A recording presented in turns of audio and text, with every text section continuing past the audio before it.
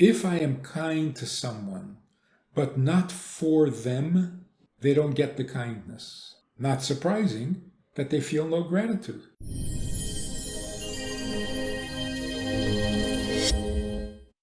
There's a philosophical principle that states that essence cannot be revealed. The essence of a thing is unrevealable. Just thinking out loud, it's a fascinating topic. What is essence and what is revealed? What does it mean to reveal something? And why is essence, by its nature, not revealable? Like the old question about, are people hopelessly separated from each other so that there can be no real connection between two people? And that's why we always feel like nobody knows me, nobody understands me, nobody sees me for who I am. Is it possible? So let's explore this idea a little bit. That which is the essence of whatever object or creature we're talking about, the essence of it is unshareable, meaning I can't give you a piece of myself. I can't. Because myself is indivisible. The self, meaning the essence, can't be chopped up into pieces. And that's why the atom, which we thought in the olden days, we thought the atom was the essential substance. But when it was discovered that an atom can be split, then we realize it's not an essential substance, because essence can't be divided. So here's what happens. If I can't give you a piece of myself, I don't want to give you my entire self, because that would annihilate me. Therefore, we are absolutely, irrevocably separated. You can't get to my essence, I can't get to your essence. So what does revealed mean? Revealed means I take a non-essential part of myself and offer it to you. That's called revealed. So in a very simple example, if I'm standing in front of you, you're going to see me, which means I am visible. But what's actually happening, the external part of me, the non-essential part of me, is available to you. So yes, you can see what I look like.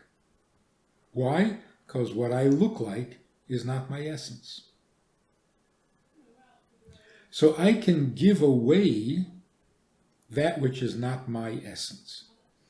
What does it mean, give it away? It means I can separate it from me and I can separate me from it. I can distance myself. The most gross example is I can say things and not mean it at all. I can tell you 2 and 2 is 5, and I don't believe that for a second. I know it's 4. So if I know it's 4, I'm convinced it's 4, and it really is 4, how is it that I can say that it's 5? So what does that show? What I say and what I am are not deeply connected. There's some connection, but not very deep. And that's why what I say doesn't have to be consistent with what I know, because it's non-essential speech. I can even know what I don't believe. I can know all about idols. I don't believe in idols. So what I know proves to be non-essential.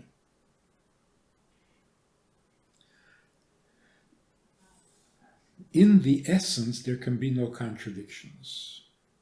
I can't be and not be. I can't know that 2 and 2 is 4 and not know it. I mean, obviously, that's just a contradiction in terms.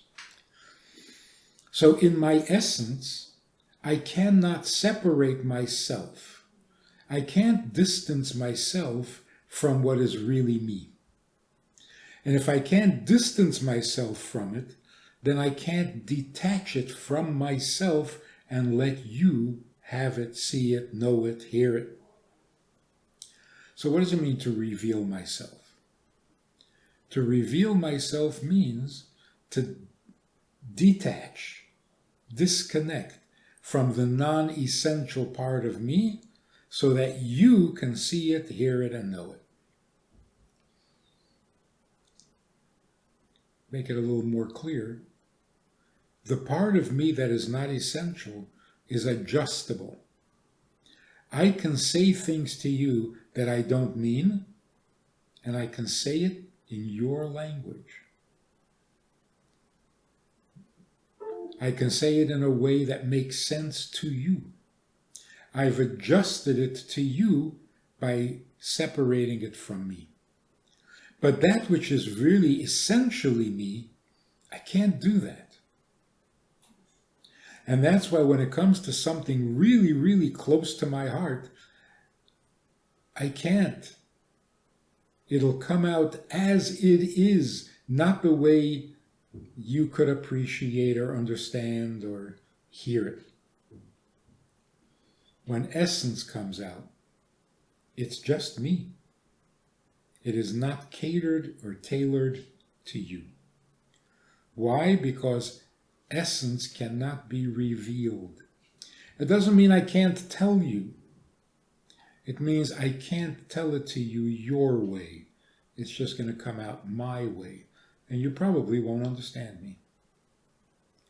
And that's why we are correct in feeling nobody really knows me. I talk, I express myself, I'm very articulate. In fact, I don't even stop talking. I'm always telling everybody about myself, and nobody knows who I am. That's true. Because what I can say and people can hear is not the real me. When the real me comes out, either you won't like it, you won't understand it, you won't even hear it. You'll miss it altogether. Because it's not tailored to you. It's still me. That sounds a little sad. No one will ever know me. The essence of what I am can never be shared. So again, logically, yes, that's true. It's true. By definition, me remains me. And the only part of me that you can relate to is the part that I can distance myself from. So here's the sensitive reality in human relations. I can say something to you, and I have no intentions of appealing to you.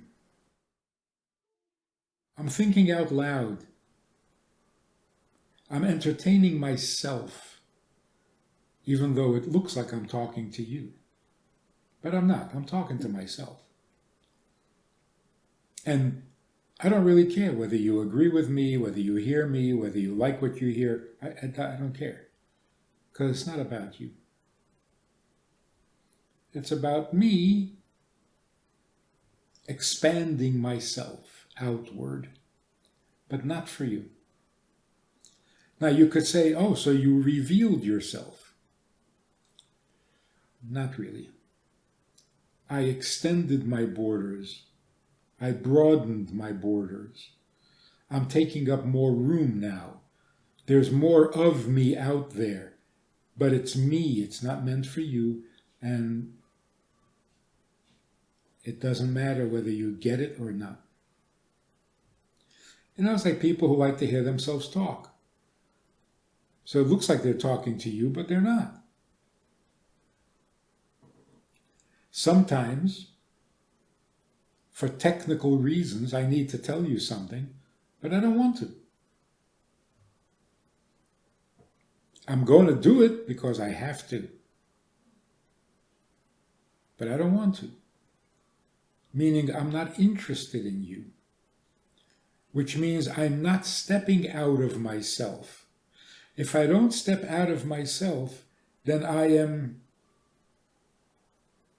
still being me. If I'm being me, you won't get it. It sounds really philosophical and detached, but let's apply it to everyday life. How is it that a husband insists in the marriage counseling session? The husband insists that he loves his wife. The wife insists that she feels unloved. Somebody lying? Somebody out of touch with reality? Usually not. He loves her, and she is unloved. Why? Because his love for her is what the husband is feeling for himself. His love of her is for him. So he's right, he does love her. And she's right. She gets no love. Because the love that I experience for me does not detach from me and does not become available to her. Isn't that interesting? If I love loving you, you won't get the love. Because that love is intended for me. It never leaves me. So it never can become yours. Let's put it in a completely different context. In order for a package to be transferred from my possession to your possession, two things have to happen.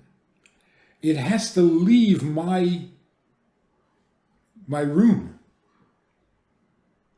my yard, my property, and it has to arrive at your property. They don't always come together. Like sometimes I send out a package, it's no longer in my possession, never reaches you. Got lost along the way. So was there a transfer? No, there wasn't. Nobody knows where the package is. Like a suitcase on an airline. There can also be the opposite. The package did arrive to you, but it never left me.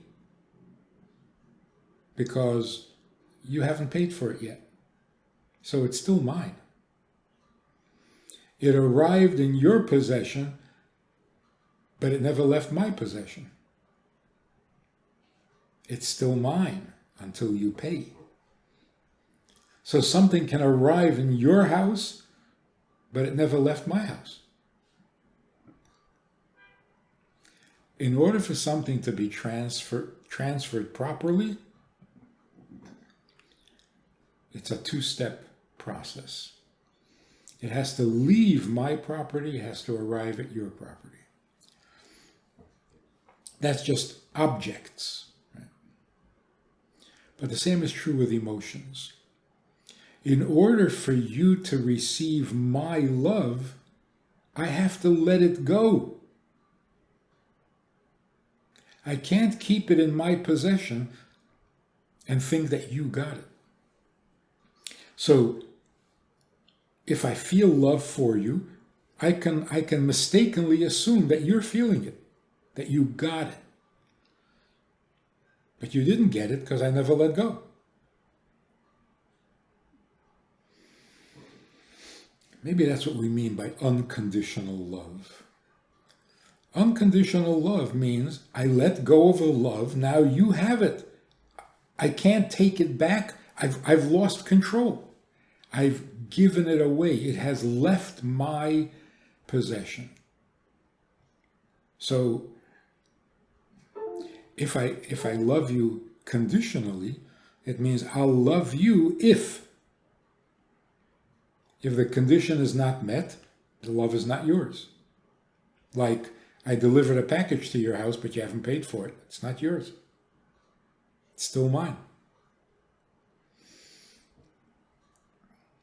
So the husband says, I really love my wife. The wife says, get no love from him.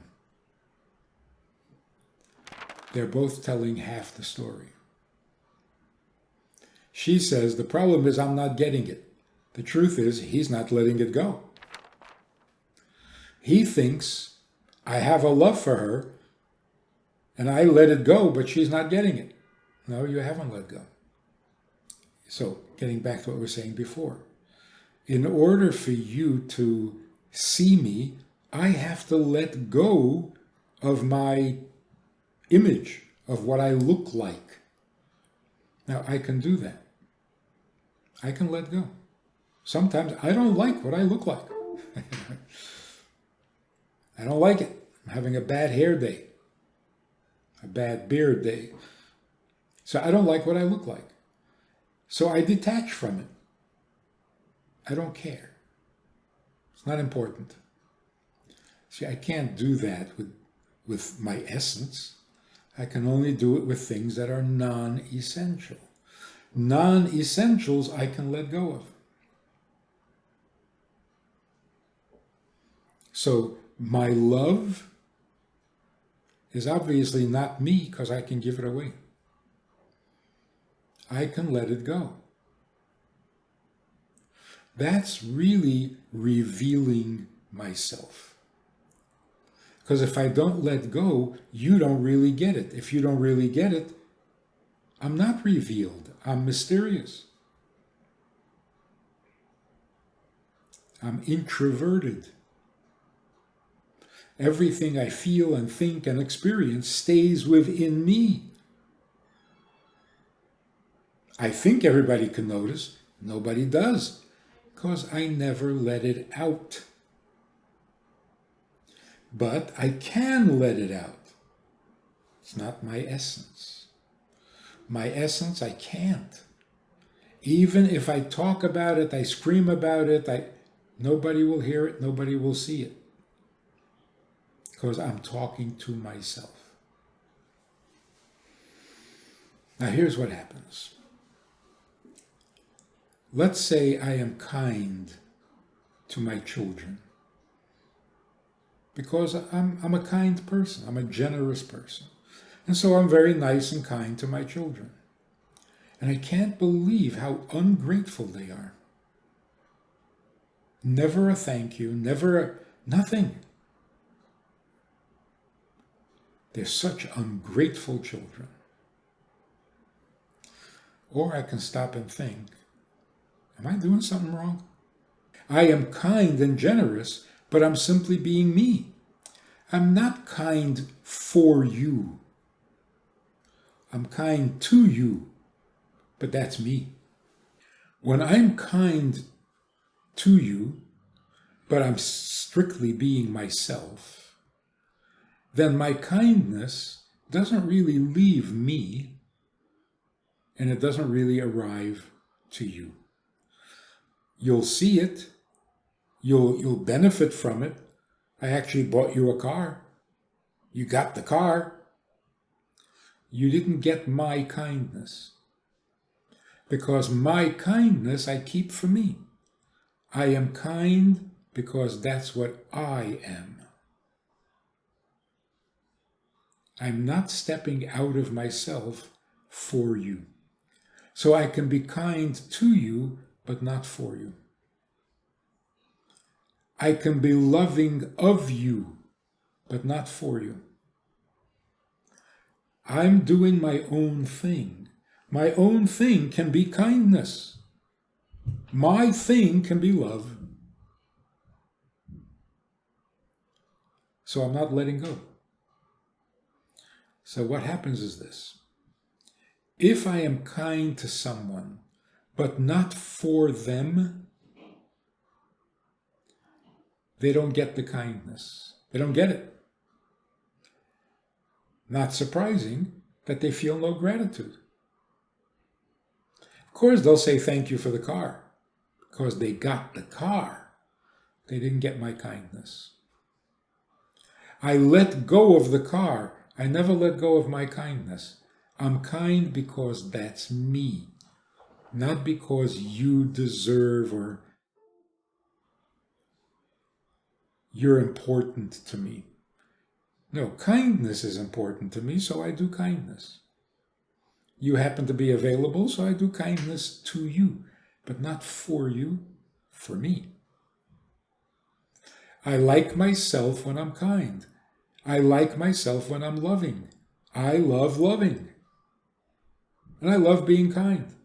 Or I love being disciplined. And so I will discipline you. You're not going to appreciate it. Why? I'm disciplining you, but not for you. Doing it for me, because I like a disciplined home. Children go to sleep on time, wake up on time, put their toys away, put their clothes out on. That's for me, not for you. So what happens is there's no gratitude. But worse than that, there's actually a resentment. Like a child, you give him an ice cream, and 10 minutes later he wants another one. Now you're thinking, another one? No, you already had an ice cream. The child is thinking, what do you mean no?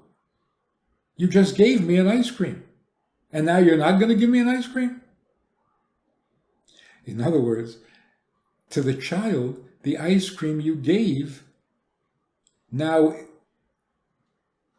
obligates you to give me another one. So not only am I not grateful for the first one, I'm using the first one to shoot you with. How dare you not give me an ice cream? 5 minutes ago you gave me an ice cream. So now you're indebted. So instead of gratitude, there's actually greed.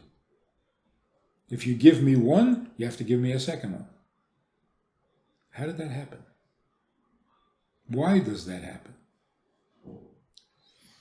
It's because the first ice cream that I gave you was not for you. I gave you the ice cream to keep you happy and quiet so that I can ignore you. So not only don't you feel grateful, you will use that kindness against me. Oh, you think you're so kind for one ice cream? One ice cream is not kindness. One ice cream could be kindness if I meant it for you. And then there wouldn't be this demand for another one. Instead, there would be gratitude. So let's sum this up for my own clarity. To reveal means to separate something from yourself so that it can arrive and belong to someone else. That's what revealed means. When we say God revealed himself, what did he reveal? Well, superficially, instructions, words, commandments. He said, don't do that. Yeah, he revealed. On a deeper level, he revealed his opinion. God thinks murder is very wrong. I don't know why. So easy for him to create another human being. But he thinks it's wrong. How do I know? He said so. He revealed his opinion, not just words and instructions. If you want to go a little deeper, it was not just an opinion. That's what he really wants. He wants a world without murder. That is his will. So what did he reveal? His will. So now, do we know him? No. If he can reveal it, then it must not be him. So what does he really want? We'll never know. So it seems. Because essential does not reveal itself. So all revelation, all expression means, literally, I can squeeze it out of myself so that it's no longer me, it can become yours. That's a really effective teacher, by the way, a communicator. My thoughts, my awareness, my opinion, and my feelings. And all of a sudden, because I mentioned it to you, you're feeling what I felt. Now you're crying with me. Or you're laughing with me. That means that I have successfully communicated. What made me cry is now making you cry. How did that happen? Because I separated it from me and gave it to you. It's going to make you feel what it made me feel. But if I'm not separating from it, and I tell you my problems, you'll, yeah, that's very sad. But it doesn't become your feeling, because I didn't let go. So a good communicator is capable of the two steps. I can let it go, and I can get it to you. That's actually the nature of speech.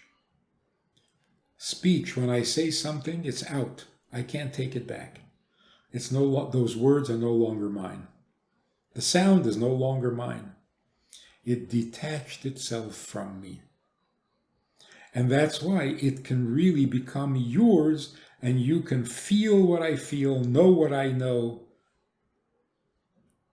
because it's not my essence.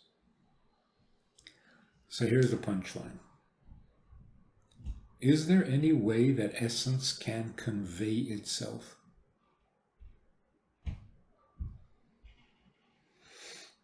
Are we forever doomed to be islands into ourselves and never really make contact with each other's essence? That hopefully is not true. So the Kabbalah and the Hasidus insights into God's communication takes us to that higher dimension. In the Torah, God makes himself, his entire essence, available to us. He gives himself away. How is that possible? Talking about God.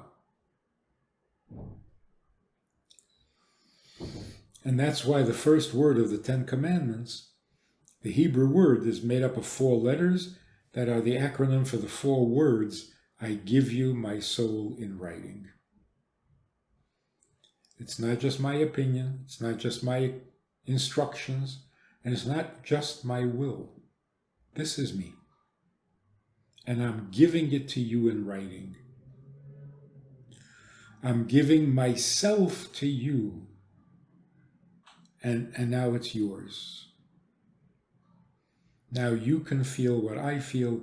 You can be what I am. This week's Torah portion. Be holy, for I, your God, am holy. Wow. Now, holiness is not the essence. There's more to God than being holy. But the idea, God says, I'm holy, you can be holy with me. If you take that up a step, I am godly, you can be godly too. That's a sharing of the essence. But here's what happens. The sharing of the essence cannot come through ordinary channels. That process, I let go of it, and now it can become yours, that does not apply to essence. Because I can't let go of essence. So how does my essence communicate with your essence? If our essences are related, if they're the same, then my essence can communicate with your essence. And that's what it means. Love your fellow Jew as yourself. Appreciate what this means. You have to love everybody. You have to love the stranger. You have to love the convert. You have to love God. It doesn't say love God as yourself. It says love your fellow Jew as yourself. Meaning, your essence and every other Jew's essence is the same essence. So you can connect to another person essence to essence if your essences are the same. So when you love the Jew in you, then you love the Jew in whoever is Jewish. Essence to essence. And that's why you have to love the stranger, but not like yourself. It's not an essential love. It's a shared love. How do you share? You let go and give it away to somebody else. So can we share our essence? If you find a common essence, we are all God's creatures. On that level, yes, we can share our essence. Because my essence, being a creation of God, is the same as your essence, and therefore essence to essence unites. So to sum it up, there is revealing and sharing, and there is uniting. On the non-essential level, there's sharing by revealing. On the essential level, there's just uniting. And that's what a soulmate means. A soulmate means you're not communicating, you're not connecting through revealing, you're connecting because you are of the same essence. Soulmates. Where does the love come in? Well, compared to uniting, love is feeble. Love is a cheaper version of union. Because when two people love each other, they get closer to each other. They don't unite. They don't merge. They connect. So that's the result of the union. Somebody you are united with, you're naturally going to love. You're going to express. So if you're sharing essence, obviously you're going to share your non-essence. If you're giving yourself, your essential self, you certainly will give your non-essential self, which you can give to a stranger too. You'll certainly give it to the one you're united with.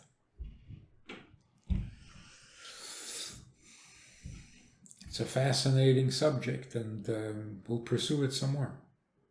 There's a lot to it. If you enjoyed this conversation or this topic, and you're looking for more information, or you want to hear it again from another angle, there's a way to do that. And that is in this book. It's all there. Order it from Amazon. You can read it, reread it, and share it. I want to invite you to join us as VIPs, partners in our work, and join us also for a personal chat with other members of the VIP club. We talk about many things. There's an opportunity to ask, to respond, to make a comment, to meet the other supporters. And together we can really make a difference in Jewish life and in life in general. So join us. It's goodtoknow.org. Log in, call, make contact, and join us with the VIPs.